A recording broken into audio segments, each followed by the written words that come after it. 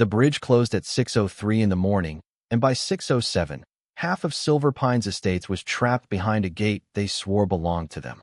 I remember the sound first. Not the yelling, not the horns. The sound of cold steel dropping into place. A heavy lock snapping shut with a clean metallic bite that cut through the fog like a warning. My hands smelled like machine oil from the hinges, and the damp Tennessee air had soaked through my jacket before the first white SUV rolled up to the far side of the bridge. Its brakes squealed. Then another came behind it. Then a delivery van. Then a black pickup with a lawn trailer rattling behind it. Within minutes, the quiet little timber bridge over Hollow Creek had become the most expensive traffic jam in the county. I stood on my side of the gate, boots planted on wet gravel, watching red brake lights glow through the mist like angry eyes. The creek below moved slow and brown under the old beams, whispering over rocks the way it had probably whispered for 50 years before any of those million-dollar houses existed. Then came the first horn, long sharp, entitled. After that, they all joined in. A chorus of panic from people who had spent years treating my land like their private shortcut. I didn't move. I just looked at the no trespassing sign I had bolted to the post at dawn and listened to the bridge groan softly under the weight of cars that should never have been there in the first place. That was when Marjorie Caldwell arrived. You could always hear Marjorie before you saw her. Her Mercedes tires hissed over the damp pavement. Her door slammed with that practiced kind of outrage, and then her heels started knocking against the wood planks of my bridge like a judge's gavel. She was 56, polished from head to toe, white coat, pearl earrings, pale lipstick, and that perfume of hers rolling ahead of her so strong it almost covered the smell of creek mud and wet pine. Almost. "Open this gate right now," she shouted, holding her phone up like it was a badge. "You are blocking emergency access to our community." Our community. That was her favorite phrase. She used it like a weapon, like saying it enough times could turn anything she wanted into something she owned. I looked past her at the line of residents leaning out of windows, at the security golf cart stuck behind a landscaping truck, at the Silver Pines Estate's stone entrance sign half hidden beyond the fog. Then I looked down at the survey stake beside my boot. Bright orange tape fluttered from it, still fresh from the county surveyor who had spent 3 days confirming what Marjorie had spent 3 years pretending not to know. "Call whoever you need to call," I said. My voice came out calmer than I felt. "Just make sure you tell them you're standing on my bridge." Her smile froze. Not disappeared. Froze. Her fingers tightened around the phone until her knuckles went pale. Behind her, someone yelled that they had a meeting in Nashville. Someone else shouted about school drop-off. A delivery driver cursed under his breath and put his van in park. The whole neighborhood was waking up to a truth that had been sitting under their tires every morning, every evening, every grocery run, every pool party, every contractor visit. They had one easy way in, one clean way out, and I owned every inch of it. My name is Caleb Whitaker. I'm 41 years old, a former bridge and road contractor, and 6 months before that morning, all I wanted was peace. 1,500 acres of it, to be exact. Timber, creek bed, ridge line, an old cabin with a sagging porch, and a private agricultural bridge built in 1974 by a man who understood land better than lawyers do. I bought it outside the HOA for one reason. I was tired of people telling me how to live. What I didn't know then was that Silver Pines Estates had built its polished little paradise around a lie, and that lie had 4 timber beams, 2 cracked support posts, and my name on the deed. Back when I signed the closing papers, nobody mentioned Silver Pines Estates except as a boundary marker. The realtor pointed to the eastern edge of the plat map, tapped the paper with one pink fingernail, and said, "That is the neighboring development, but your parcel is not subject to their covenants." That sentence mattered to me. I had lived through enough rules written by people who never held a shovel, never poured concrete in August heat, never understood that land was not decoration. Land was work. Land was memory. Land was something you respected because it could humble you fast.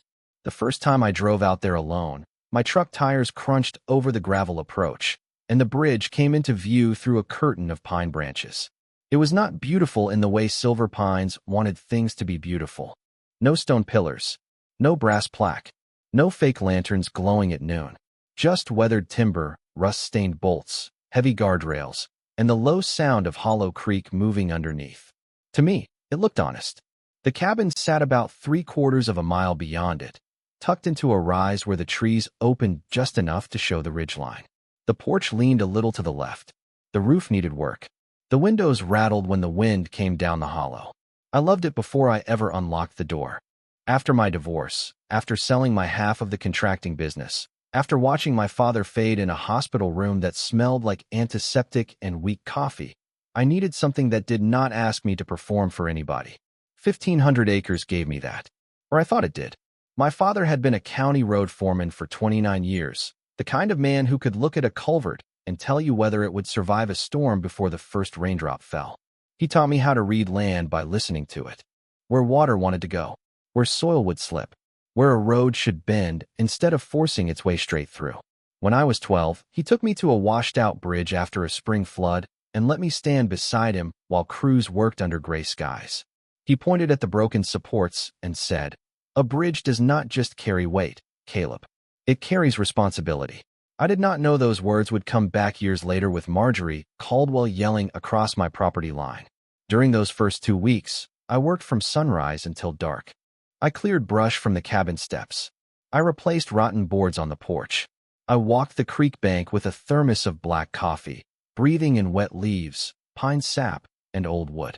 Some mornings, deer crossed the meadow near the barn foundation. Some nights, coyotes called from the ridge, their voices thin and wild under a sky so clear it made the suburbs feel like another planet. Then I started noticing tire tracks. At first, I assumed they belonged to the previous owner's family or maybe a utility crew. Wide tread marks pressed deep into the mud near the bridge. Fresh rubber, dust on the planks. Candy wrappers caught in the weeds beside the approach. One afternoon, while I was hauling lumber back from town, a Silver Sport utility vehicle came flying over the bridge from the east side, doing at least 35 miles per hour on timber meant for slow farm traffic. The whole deck shuddered. My coffee jumped out of the cup holder and splashed across my console. The driver never waved, never slowed, never even looked at me. 2 minutes later came a landscaping truck, then a golf cart with 2 women in tennis visors, then a delivery van with Silver Pines Estates printed on the route label stuck to the windshield. That was the first time the quiet I had bought started to feel borrowed. I parked near the bridge and got out, boots sinking into soft gravel, the smell of damp cedar rising around me. On the far side, beyond the pines, I could see the manicured entrance road of Silver Pines curving between perfect lawns and matching mailboxes. Their world was polished, planned, and expensive. Mine was supposed to be separate. But every few minutes, another vehicle crossed that old bridge like it was public pavement. I stood there with my hand on the rail, feeling the vibration fade through the wood, and noticed a small brass screw in one post where an old sign had been removed. Somebody had taken down whatever warning used to be there. Somebody wanted this bridge to look like it belonged to everyone. The first official visit came on a Thursday afternoon, right when the heat had settled low over the valley and the air smelled like sun-baked pine needles. I was replacing a porch step when the sound of tires on gravel rolled up behind me. Too smooth and too clean for any ranch truck. A white Mercedes stopped beside my woodpile, and Marjorie Caldwell stepped out like she was arriving at a ribbon-cutting ceremony. She wore cream-colored slacks, gold sunglasses, and a smile that looked friendly until you watched it reach her eyes and stop cold. "Mr. Whitaker," she said, stretching my name like she had practiced it in a mirror. "I am Marjorie Caldwell, president of the Silver Pines Estates Homeowners Association." She held out a folder before she offered a handshake. That told me everything. Paper first, neighbor second. I wiped sawdust off my palm and took the folder without opening it. Her perfume hit me hard, something floral and expensive, fighting with the smell of cut lumber and old cabin dust. Behind her, 2 more vehicles had stopped near the bridge approach. One was a security golf cart. The other was a black pickup with a magnetic sign on the door that read Caldwell Property Services. I looked at the logo, then back at her. She pretended not to notice. "We wanted to welcome you properly," she said. The previous owner had a very cooperative relationship with our community. Cooperative. That word landed wrong. He let people cross because he was kind, I said. That does not mean he gave anyone ownership. Her smile tightened by half an inch. No one is suggesting ownership. We are discussing continuity of access. She opened the folder herself and pointed to a printed agreement clipped inside. The paper was thick. The letterhead was embossed. The language smelled like an attorney had been paid by the syllable. Shared bridge maintenance. Community access infrastructure. Visual harmony standards. Emergency corridor preservation. Monthly contribution. Indemnification. Buried near the bottom was the line that mattered. Perpetual non-exclusive use by Silver Pines Estates residents, guests, vendors, contractors, and agents. I almost laughed, but the look in her eyes stopped me. She was not asking. She was presenting terms she already believed I had lost. I am not signing that, I said. A breeze moved through the pines, and somewhere down by the creek, a loose piece of tin clicked against the old shed. Marjorie lowered her sunglasses just enough for me to see the irritation underneath. You may not understand how things function out here yet. That bridge has served as our west access route for years. That bridge is on my deed. Access history carries weight. So do property lines. For the first time, the polished mask slipped. Not much, just enough to show the hard machinery underneath. Mr. Whitaker, Silver Pines is a planned community with families, retirees, school children, service providers, and emergency needs. One man cannot simply disrupt an established access pattern because he prefers isolation. There it was. My quiet had become selfish. My land had become an inconvenience. My refusal had become a threat. I set the folder on the porch rail and handed it back. Then your community should use access it owns. The security man in the golf cart shifted like he wanted to say something, but Marjorie lifted one finger and he went still. She took the folder slowly. Her nails were pale pink, perfect, and sharp enough to tap against the paper like rain on glass. I hope you reconsider, she said. Uncooperative property owners often create unnecessary complications. Is that advice or a warning? She smiled again, colder this time. It is community experience. Then she turned, walked back to her Mercedes, and left without looking at the bridge once. That was the strangest part. She never looked at the wood, the beams, the creek, the slope, the load signs that had faded into gray. To her, the bridge was not a structure. It was entitlement with guardrails. The next morning, I found a laminated notice zip-tied to my gate post. Silver Pines resident access only. Unauthorized obstruction prohibited. The plastic still smelled new. The zip tie was pulled tight around my post, on my land, beside my road. I stood there with the morning fog cooling my face and felt something inside me go still. Not angry. Not yet. Just still. My father used to say the most dangerous mistake a person can make around a bridge is assuming it will hold forever just because it held yesterday. Marjorie Caldwell had made that mistake with timber, with law, and with me. By the end of that week, Silver Pines stopped pretending they were asking permission. The laminated sign was only the first move. On Monday morning, I woke to the beep of a truck backing up and the low grind of tires near the bridge. The sound carried through the trees, mechanical and out of place, cutting through birdsong and creek water. I grabbed my boots and stepped outside into air that smelled like diesel, wet bark, and fresh gravel. Down by the bridge, 3 men in reflective vests were unloading decorative stone blocks from a flatbed. A 4th man was kneeling beside my fence post with a cordless drill. He had already mounted a black security camera to the old cedar upright at the east approach. Its glass I pointed straight across my road. The cable ran along my rail, fastened with shiny metal clips that caught the morning light. For a second, I just stood there and listened to the drill whine against what my deed said belonged to me. Then I walked down slow. The foreman looked up like I was interrupting his lunch. "Morning," he said. "Silver Pines Improvement Project." He handed me a work order with Marjorie Caldwell's signature at the bottom. I could smell the ink, fresh and sharp, on paper that had no business being on my property. "Pack it up," I said. "You are trespassing." He gave me the tired smile of a man who had been told to ignore whoever complained. "Ma'am said this is community access infrastructure." I looked at the camera, then at the stone blocks, then at the tire ruts they had carved into the shoulder beside the bridge. "Ma'am is wrong." He shrugged, and that shrug told me more than any argument could. People like Marjorie did not need to own something if they could make everyone act like they did. By noon, the stone blocks were stacked anyway, 2 squat pillars framing the far approach like the entrance to a country club. By 4 o'clock, a brass plaque had been screwed into one of them. Silver Pines Westgate. Established 2008. I ran my thumb over the raised letters and felt a cold pressure build behind my ribs. That bridge had been built in 1974. Silver Pines had not even existed then. The next day brought the guard. He was a young guy in a navy polo, sitting in a golf cart with a clipboard across his knees and a plastic badge clipped to his chest. When I came back from the lumberyard with 12-foot boards strapped in my truck bed, he rolled forward and lifted one hand like he was stopping traffic at an airport. "Resident identification, please." I stared at him through the windshield. The engine idled rough. The cab smelled like pine lumber and gasoline. "This is my road." He glanced at his clipboard. "All vehicles using Silver Pines access must be authorized." "Look behind you," I said. "That is my cabin. This is my land." He swallowed, not comfortable, but trained enough to keep repeating the sentence someone had paid him to say. "I am just following Homeowners Association security protocol." Protocol. That word tasted like metal. I put the truck in park, stepped out, and pointed to the survey marker 10 feet from his front tire. "Your protocol is sitting on private property." He radioed someone.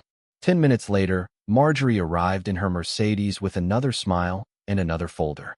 "Caleb, this can be avoided," she said, as if the camera on my post, the plaque on my bridge, and the guard blocking my truck were all weather events beyond her control. "Sign the agreement, contribute to maintenance, and we can all move forward. You installed equipment on my land. For safety, you branded my bridge. For clarity, you are blocking me from my own house."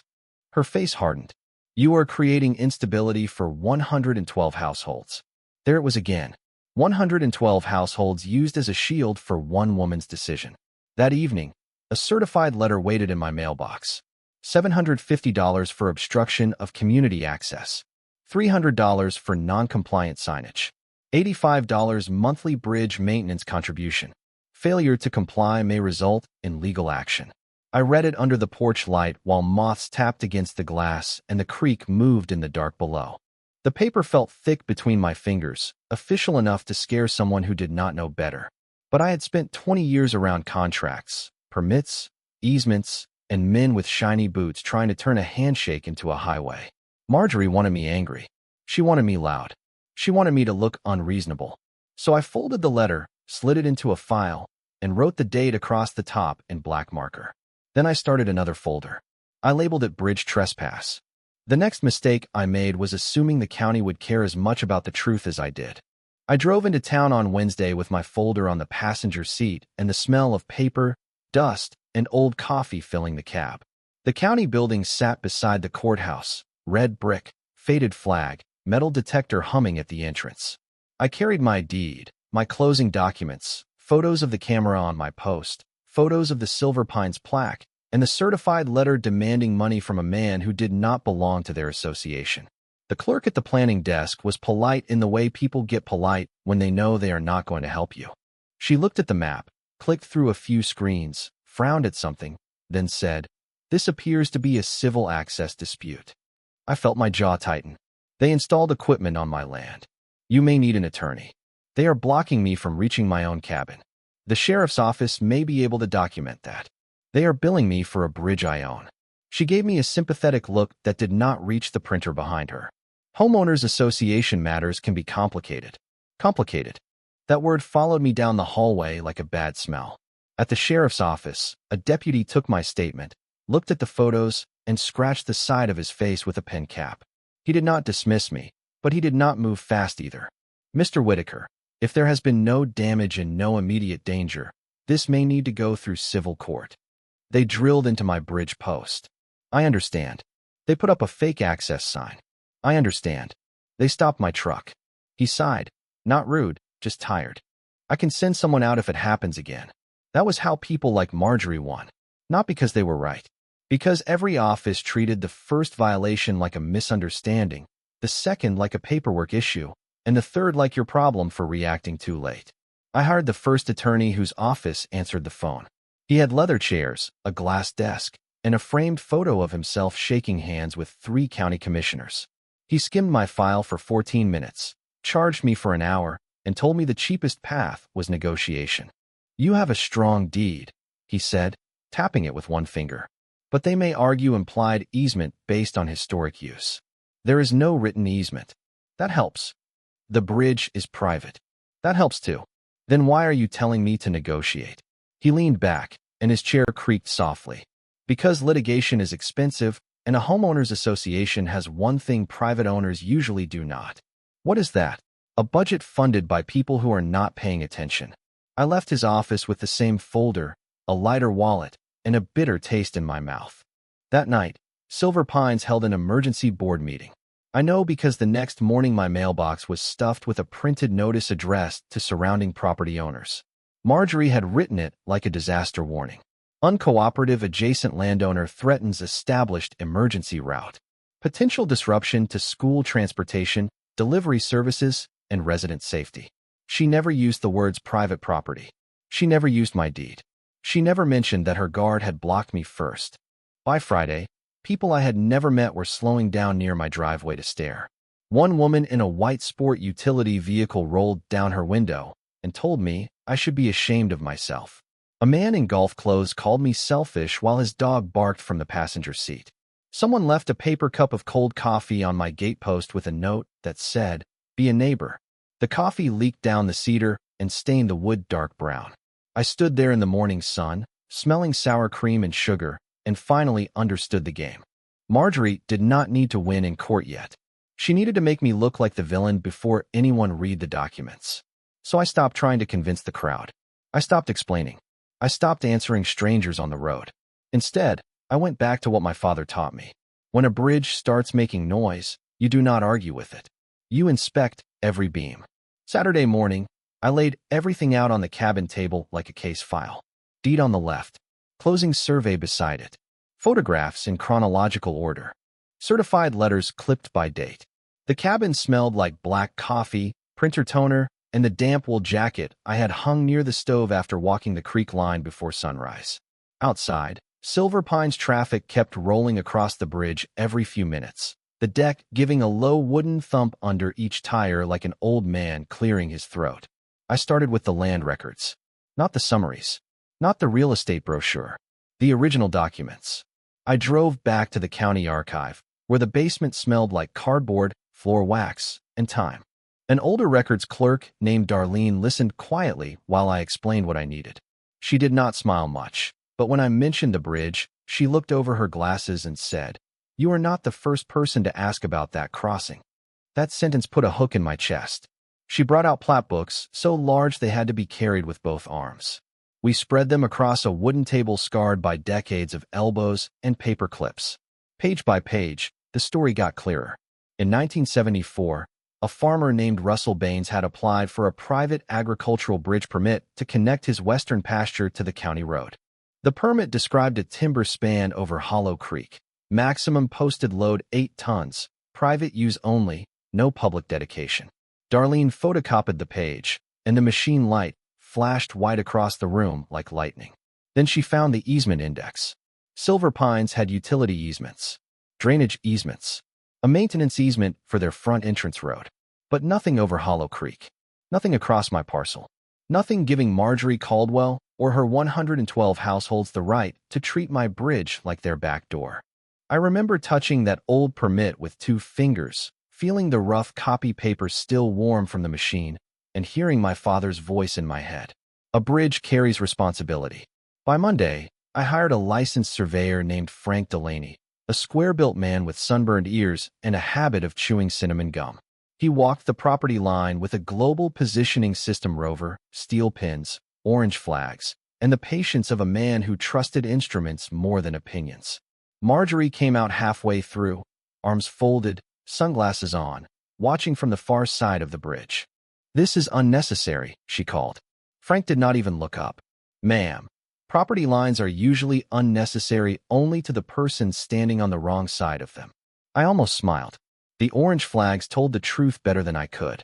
The bridge, both approaches, the fence post, the camera, the fake plaque, even the spot where her guard parked the golf cart, all of it sat inside my boundary. But the bigger truth was under the deck. I crawled beneath the east side with a flashlight, my knees sinking into cold mud, the creek smell thick and mineral around me. That was where I saw it clearly. A hairline crack in the lower support beam, running dark beneath a coat of fresh brown paint. Someone had painted over damage to make the bridge look charming from above. From below, it looked tired. The next day, I brought in a structural engineer I had worked with years before, a woman named Linda Carver, who could read timber stress the way some people read weather. She tapped the beam with a small hammer, listened to the dull note it gave back, and frowned. "This bridge was never meant for this traffic volume," she said. A delivery truck crossed overhead while we stood beneath it, and dust shook loose into the beam of my flashlight. Linda looked up, jaw tight. "You need to restrict access before they turn a property dispute into a safety incident." There it was. Not anger. Not revenge. Responsibility. That evening, I installed 2 trail cameras on my side of the creek, both facing the bridge approach, both legal, both hidden in plain sight among the pines. Every vehicle that crossed got recorded. Every contractor. Every security cart. Every resident waving like they owned the morning. I did not stop them. Not yet. I let the bridge keep talking. And every time those old boards thumped under another sport utility vehicle, my file got thicker. The first thing that made me realize Marjorie was not just stubborn was a brochure printed on glossy paper thick enough to feel expensive. It came from an open house packet I found in the cab of a Silver Pines landscaping truck after the driver dropped it near my fence while unloading mulch. I saw the words from 10 feet away. Exclusive private bridge access through preserved woodland corridor. The sentence sat there under a sunset photo of my bridge, my creek, my trees, tinted gold like something from a resort advertisement. For a few seconds, the only sound was Hollow Creek moving under the planks and the faint clicking of cooling metal from the truck engine. My stomach went tight. They were not just using the bridge. They were selling it. I took the brochure inside, set it under the yellow cabin light, and read every line. Silver Pines Westgate. Convenient secondary access. Nature-framed entry. Enhanced property value. Not one word said private landowner permission required. Not one word said agricultural bridge. Not one word said 8-ton limit. By the time I finished, the coffee in my mug had gone cold and bitter. The next morning, I started digging in a different direction. Real estate listings. Archive pages. County planning minutes. Homeowners Association newsletters. Anything with Silver Pines and West access in the same sentence. The internet has a long memory if you know where to look. Buried in an old listing from 2 years earlier was the same phrase. Preserved bridge corridor. Another listing called it a signature amenity. A third promised residents faster access to County Road 12 through a private woodland crossing. Private. They loved that word when it helped them charge more.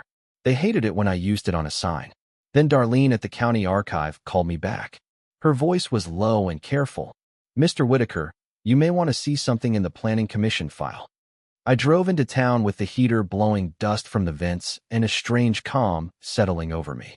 In the file was a meeting transcript from 2019, when Silver Pines had requested approval for more homes on the North Ridge. A county planner had asked about secondary access. Marjorie Caldwell, then board treasurer, had answered that the community enjoyed established bridge access through adjacent rural land. The planner asked whether the access was recorded.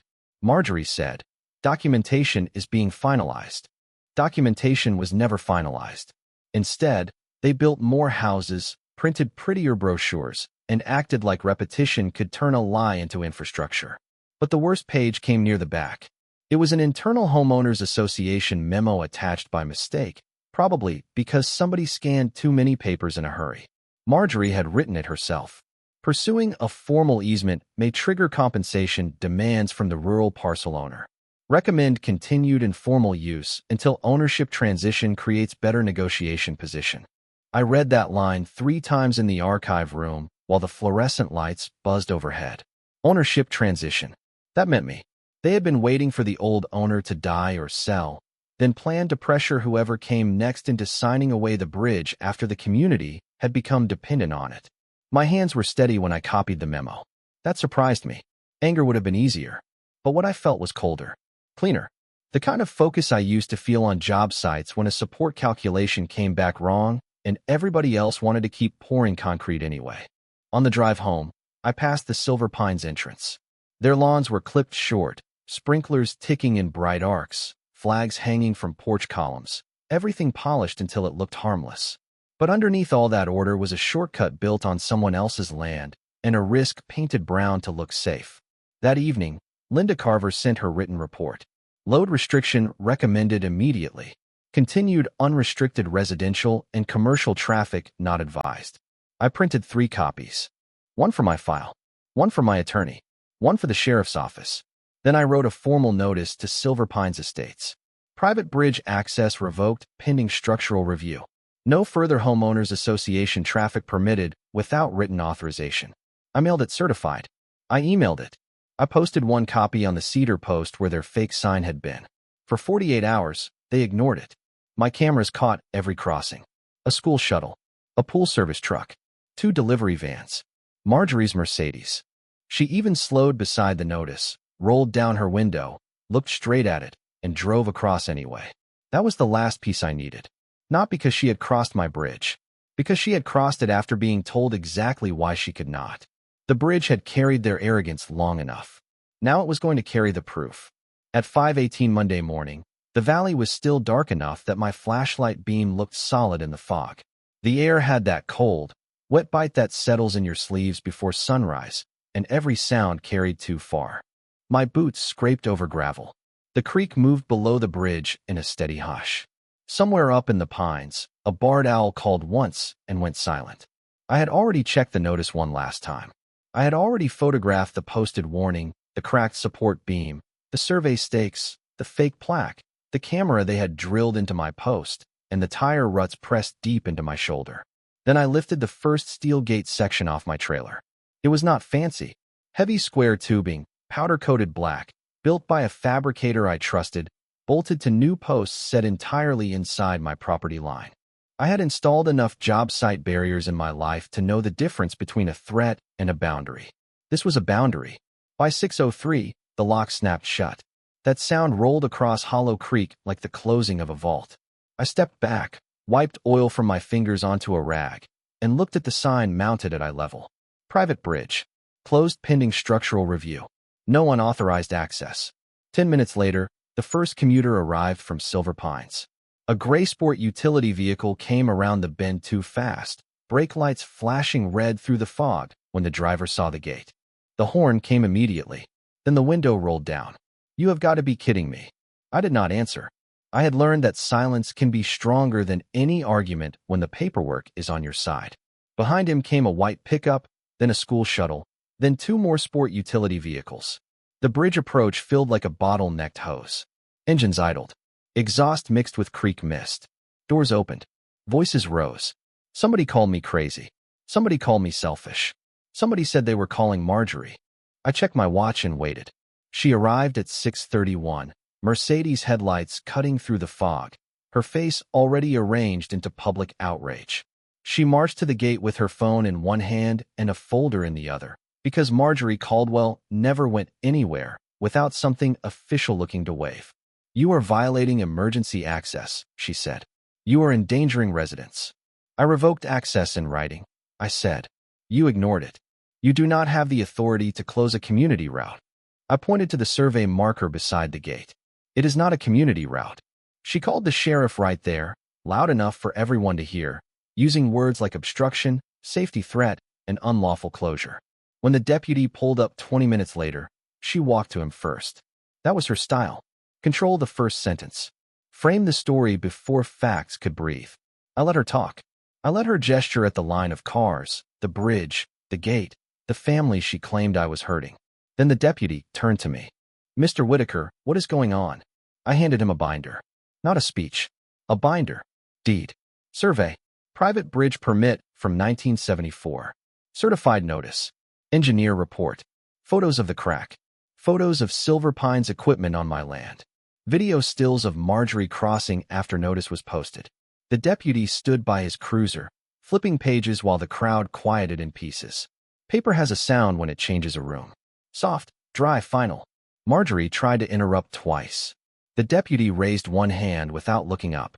When he finished, he walked to the bridge, looked at the posted sign, then crouched near the survey stake. He looked back at Marjorie. "Ma'am, based on what I am seeing here, this appears to be private property. Your residents need to turn around." Her mouth opened, but nothing useful came out. For the first time since I had met her, the bridge was not carrying her voice. It was carrying mine, through every document she had pretended did not exist. The deputy's words did not end the fight that morning, but they changed the shape of it. Marjorie filed for an emergency injunction before lunch, and by Thursday we were standing in a county courtroom that smelled like floor polish, old paper, and nervous air conditioning. She brought 2 attorneys, 3 board members, and a stack of statements about hardship, inconvenience, and community dependence. I brought the same binder, Linda Carver's sealed engineering report, Frank Delaney's survey, Darlene's certified copies from the archive, and every glossy brochure where Silver Pines had sold my bridge like a clubhouse pool. The judge listened quietly. That was the worst thing for Marjorie. Loud people hate quiet rooms because quiet rooms make documents louder. Her attorney argued historic access. My attorney asked for the recorded easement. There was none. Her attorney argued emergency necessity. My attorney handed over the county planning transcript where Marjorie said documentation was being finalized in 2019 and never finalized it. Her attorney argued I had closed the bridge out of spite. Then Linda stood up and explained the cracked support beam, the 8-ton private agricultural limit, and the traffic counts from my cameras showing delivery trucks, landscaping trailers, and daily residential use far beyond what that bridge had been built to carry. The room went still when the judge read Marjorie's internal memo out loud. Continued informal use until ownership transition creates better negotiation position. I watched color drain from her face under the fluorescent lights. That one sentence did what all her speeches could not undo. It proved she knew. The injunction was denied. The court ordered Silver Pines to remove its signs, cameras, plaques, and security equipment from my land. The county fire marshal opened a separate review and confirmed what they had avoided for years. Silver Pines could not rely on my private bridge as an emergency route. Within 2 months, temporary access had to be routed through their own undeveloped parcel. Within 6 months, they were forced to fund a proper secondary road at their expense. It cost them more than $1 million, not because I asked for it, but because Marjorie had spent years choosing denial over responsibility. The residents found out at the next homeowners association meeting. Someone leaked the memo. Someone brought the brochures. Someone else stood up and asked why their property values had been protected with a lie. By the end of that night, Marjorie Caldwell was no longer president of anything except her own excuses. The settlement came quietly. Repair costs, restoration costs, legal fees, removal of the fake Westgate branding, written acknowledgement that the bridge, the approaches, the creek frontage, and the surrounding land were mine. I did not celebrate with fireworks. I did not stand at the gate and gloat. I hired a crew, repaired the damaged beam, stripped the brown paint off the crack so it could be properly treated, and replaced the old warning sign with one my father would have approved of. Private bridge. No homeowners association access. Weight limit 8 tons. The first evening after the work was done, I walked across alone. The boards felt solid under my boots. Hollow Creek moved below, catching the orange sunset in broken pieces. The air smelled like wet pine, fresh sawdust, and the kind of peace you only appreciate after someone tries to take it from you. I stopped at the middle rail and rested my hand on the timber. My father had been right. A bridge carries responsibility. Silver Pines thought it carried convenience. Marjorie thought it carried power. But in the end, it carried the truth straight into court. So tell me, what would you have done if a whole neighborhood tried to claim the one thing your deed proved was yours? And if stories like this remind you that justice does not have to be loud to be powerful, stay with this channel, because some lines are quiet, some lines are legal, and some lines should never be crossed.